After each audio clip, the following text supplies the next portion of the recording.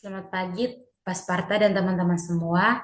Pada kesempatan ini, saya akan mempresentasikan hasil metodologi penelitian dari bab 1 sampai bab 3 dengan judul Pengaruh Dividend Pay Ratio, Capital Gain, dan Profitabilitas terhadap nilai perusahaan pada perusahaan manufaktur di Bursa Efek Indonesia periode 2020 sampai 2025. Perkenalkan, nama saya Matrona Taumet dengan NIM 2023 12 11 084. Kinerja makro terhadap nilai perusahaan.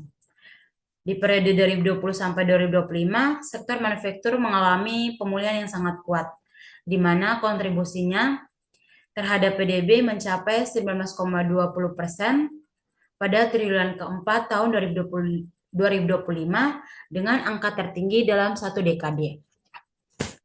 Sejak 2021, pertumbuhan sektoral manufaktur secara konsisten mengguguli pertumbuhan PDB nasional mencapai sekitar 5,40%. Meskipun indikator makro sangat positif, fluktuasi nilai perusahaan di sektor manufaktur masih bergejolak, di mana menandakan adanya faktor internal yang belum sepenuhnya direspon secara efisien oleh pasar. Nah, dinamika internal yaitu tarik ulur antara dividen, pertumbuhan, dan ekspektasi investor. Yang pertama, sinyal terhadap ekspansi, yaitu investor menginginkan dividen tunai sebagai sinyal stabilitas, namun di fase pemulihan, perusahaan membutuhkan laba ditahan untuk ekspansi. Yang kedua itu profitabilitas, yaitu laba yang tinggi tidak otomatis menaikkan harga saham jika investor tidak melihat potensi capital gain yang berkelanjutan di era pasca pandemi. Yang ketiga itu urgensi penelitian, yaitu keterlambatan atau informasi atas ketiga metrik ini memicu sentimen negatif yang merugikan valuasi perusahaan di bursa.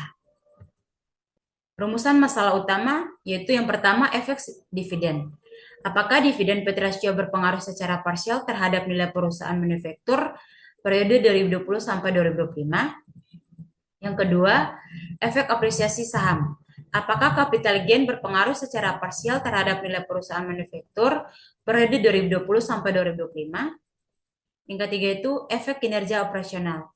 Apakah profitabilitas berpengaruh secara parsial terhadap nilai perusahaan manufaktur periode 2020 sampai 2025? Yang keempat itu efek simultan. Apakah dividend pay ratio, capital gain, dan profitabilitas secara simultan memengaruhi nilai perusahaan manufaktur periode 2020 sampai 2025? Selanjutnya ada diferensiasi riset. Dimensi analisis, inkonsistensi hasil. Riset terdahulu yaitu berpengaruh positif dan tidak signifikan atau negatif. Pembaruan pada riset ini yaitu menguji ulang dengan memasukkan variabel kontrol pertumbuhan di era anomali pasca pandemi. Yang kedua itu variabel yang terabaikan. Riset terdahulu yaitu fokus parsial pada ROA atau ROE. Capital gain jarang diuji sebagai variabel independen eksplisit. Pembaruan pada riset ini yaitu mengintegrasikan capital gain secara eksplisit bersama dividend pay ratio untuk menangkap total ekspektasi return investor. 3. Konteks dan latar waktu. Sebagian besar menguji era sebelum pandemi 2015 sampai 2019 atau saat krisis puncak yaitu 2020 sampai 2021. Nah, pembaruan pada riset ini yaitu mengisolasi periode transisi dan pemulihan penuh tahun 2020 sampai 2025 untuk menguji resiliensi valuasi manufaktur.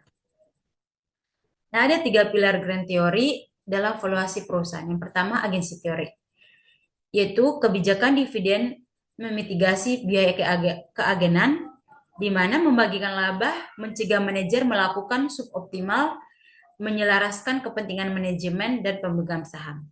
Yang kedua itu signaling teori, yaitu mengatasi asimetri informasi, di mana dividen yang stabil dan profitabilitas yang tinggi bertindak sebagai sinyal kuat ke pasar mengenai kualitas fundamental dan prospek masa depan perusahaan. Yang ketiga itu growth theory, yaitu profitabilitas membiayai ekspansi, di mana pertumbuhan ini diantisipasi oleh investor, menciptakan apresiasi harga saham dan premium pada evaluasi pasar. Selanjutnya ada kerangka pemikiran, yaitu dividend pay ratio capital gain, profitabilitas terhadap nilai perusahaan, yaitu hipotesis memproyeksikan hubungan positif signifikan dari ketiga variabel independen terhadap nilai perusahaan di bursa.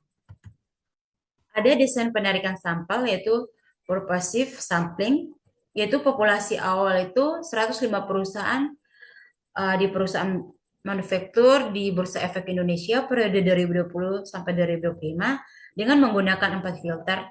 Yang pertama itu laporan keuangan tahunan, yang kedua itu konsisten membagikan dividen tunai selama periode observasi, yang ketiga itu data historis harga saham, yang keempat itu mata uang pelaporan konsisten dalam rupiah, yaitu menghindari bias konversi. Di mana unit analisis akhir itu jumlah perusahaan sampel dikali 6 tahun observasi, yaitu data panel untuk analisis regresi. Nah, operasionalisasi variabel nilai perusahaan, price to book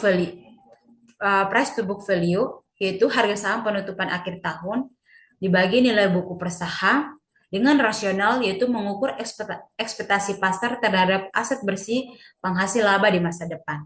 Yang kedua itu kebijakan dividen, yaitu dividen payout ratio, dividen per saham dibagi earning per share dikali 100% dengan rasional, yaitu presentasi laba bersih yang dikembalikan langsung kepada investor. Yang ketiga itu ada capital gain, pertumbuhan harga saham tahunan, yaitu PT dikurangi PT dikurangi 1 dibagi PT dikurangi 1 dikali 100% dengan rasional, yaitu manifestasi persepsi pasar terhadap prospek pertumbuhan fundamental perusahaan. Yang keempat itu ada profitabilitas, return on asset, yaitu laba bersih setelah pajak dibagi total aset dikali 100% dengan rasional, yaitu efisiensi operasional tanpa terpengaruh struktur modal. Selanjutnya ada analisis data ekstrim, yaitu menggunakan FUS atau statistik atau SPSS. Yang pertama ada tahap 1, yaitu estimasi model data panel. Menggunakan 3 model. Yang pertama itu common effect model, yaitu pendekatan OLS gabungan.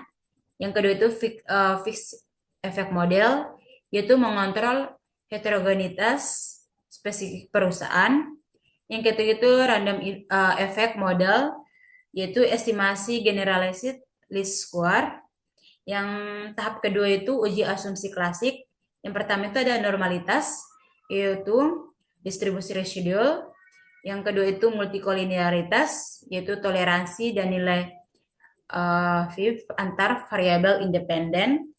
Yang ketiga itu heteroskedastisitas, yaitu uji Gleiser-White atau konsistensi variance. Yang keempat itu autokorelasi, yaitu uji Durbin-Watson. Yang ketiga ada tahap 3, yaitu uji hipotesis dan validasi.